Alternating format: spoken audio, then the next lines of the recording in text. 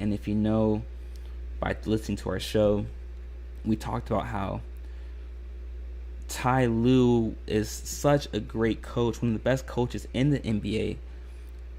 I have faith that he'll be able to make it work and find a way to make these pieces fit. However, I did state the caveat that Russell Westbrook would either Westbrook or James Harden would need to come off the bench, and the offense would still need to be focused around Kawhi Leonard because he's your most dynamic player. However, it is surprising to me that Ty Lue has been really stubborn about not moving Harden or Westbrook to the bench.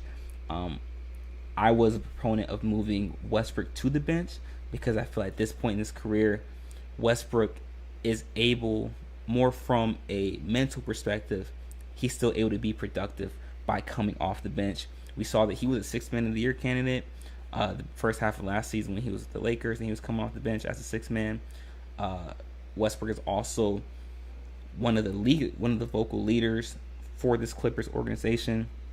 He garners a lot of respect in the locker room, and it's something that Westbrook will be willing and able to do because we've seen it before.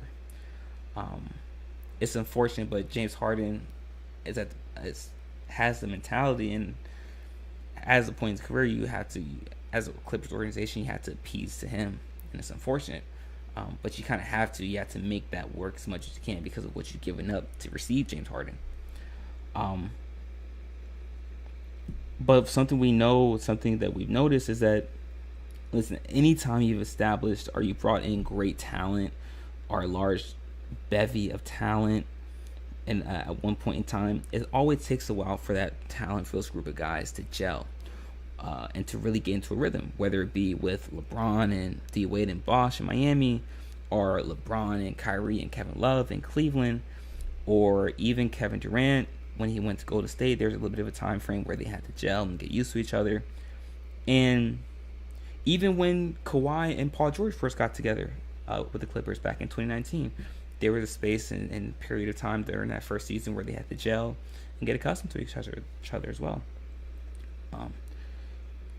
So this is something that is not new, the concept of talented players having to gel and get used to each other, because listen, basketball's rhythm is all about getting into a continuity with each other. So this is nothing new. So the fact that they're struggling is not surprising to me, but the extent to which they're struggling is a bit of a concern. But it's more of a concern because something that's glaring and obvious that everyone is pointing out is not being done yet by Ty Lue, which tells me that either Westbrook or Harden or both don't want to go to the bench, which is alarming because now that's a factor of ego. Whenever ego is involved, whenever too much ego is involved, now it starts to become detrimental to the betterment of the team. And whenever there's too much ego, a team can never be successful. And if ego is the reason this team's not going to win, it's going to be that much more detrimental, and it's going to be that much more disappointing. Because how many iterations of this team needs to be created in order to win a championship? At what point do you just say, all right, maybe we just need to start over, rebuild, if you're Steve Ballmer? But I'm a proponent. I think that with the Clippers, if they're able to manage this group of players, they're one of the best teams in the Western Conference. I think they're the second best team in the Western Conference behind Denver. I think they have a legitimate chance of making the finals, but you have, and I'm speaking now from a player's perspective, if you're James Harden, what you've been doing for the past 10 years has not worked. And that's the definition of insanity if you do the same thing over and over again but expecting different results. Eventually something is going to have to change. Eventually you're going to have to humble yourself.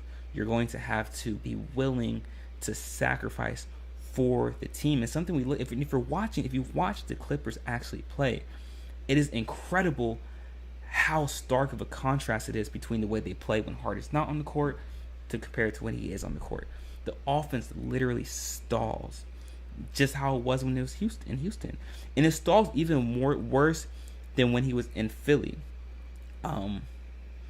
It's worse because all of the talent or where the offense is generated in Los Angeles is on the perimeter, as opposed to Philly where it was Joel Embiid. There's offense that was generated within the low post, but there's no offense being generated when Harden's on the court because everything else just stalls.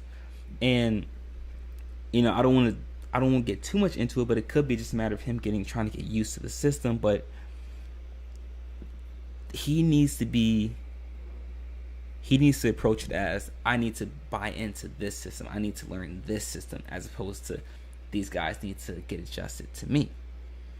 And that's why at first when I saw this trade and we were reviewing this trade, I said that the Clippers' culture and locker room presence is so strong and already established that the guys would tell James, whether through action or verbally, that, hey, you need to buy into us. We're not buying into you.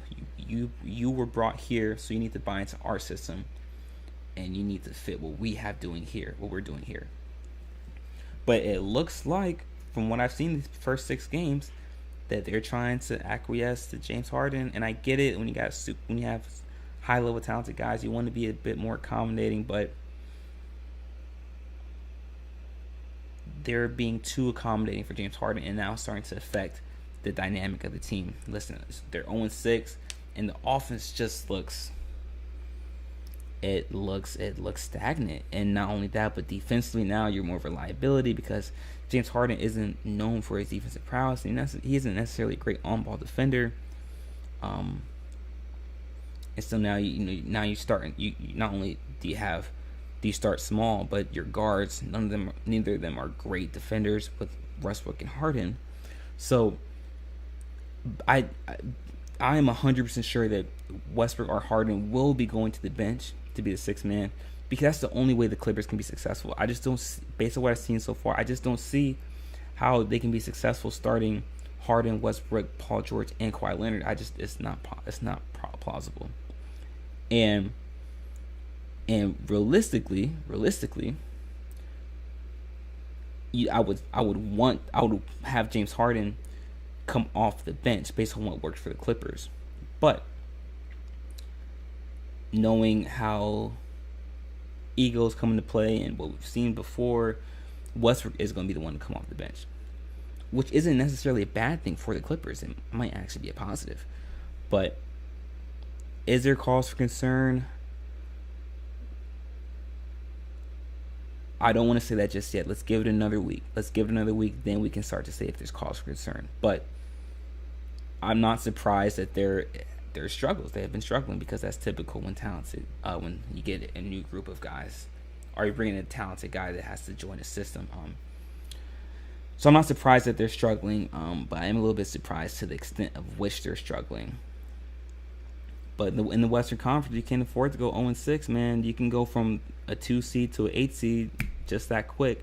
So they do need to turn it around right now. So I won't say there's cause for concern yet. Let's give it another week. Let's reevaluate this in a week and see where they're at. But let me know what you guys think in the chat room. Let me know what you guys think about that. And in our next segment, guys, we are going to be discussing who has been the best player in the NBA so far. I think our answer might surprise you. So be sure to stick around for that, guys. You're not going to miss it. We'll be right back.